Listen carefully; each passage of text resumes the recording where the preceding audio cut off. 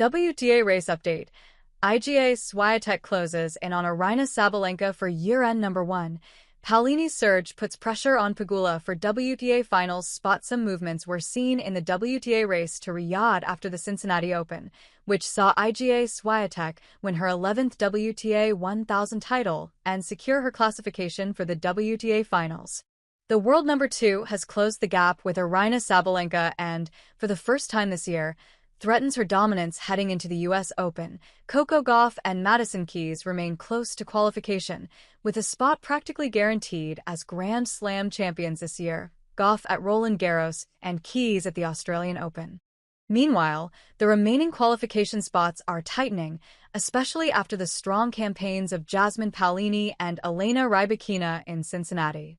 The battle for the 8 qualification spots for the finals saw some changes, with Jessica Pegula and Amanda Anisimova losing ground but still holding on to qualification positions. However, they need a good campaign at the year's last Grand Slam if they don't want to be displaced from the top 8 in the final part of the year. Unlike the WTA ranking, the race measures points obtained exclusively in the calendar year, starting from the first week of 2025, and will be the indicator used to define the qualifiers for the WTA finals, as well as the year-end rankings. The WTA race to Riyadh is entering its final stages, considering that only remain 2 more WTA 1000 tournaments and 1 final Grand Slam, the events that distribute the most points. Swiatek secures WTA finals spot. Iga Swiatek once again stood out and took home her 2nd title of the season without dropping a set. The poll added 1,000 points, bringing her dangerously close to Aryna Sabalenka at the top. Sabalenka had already been qualified for the finals for several weeks and now has 7,610 points after falling in the Cincinnati semifinals.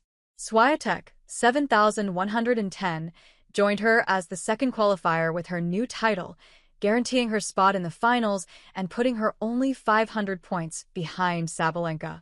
While the differences in the ranking are more than 3,000 points as the weeks pass, and especially after the U.S. Open ends, the 6-time Grand Slam champion is starting to see her chances of reclaiming the world #1 spot.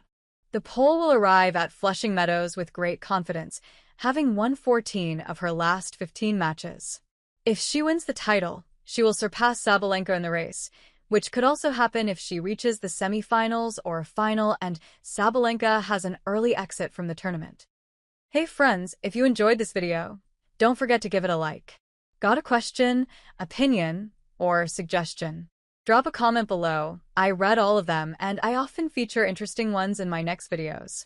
And most importantly, for more exclusive boxing highlights and celebrity news, make sure to subscribe to the channel and hit the notification bell so you never miss an update.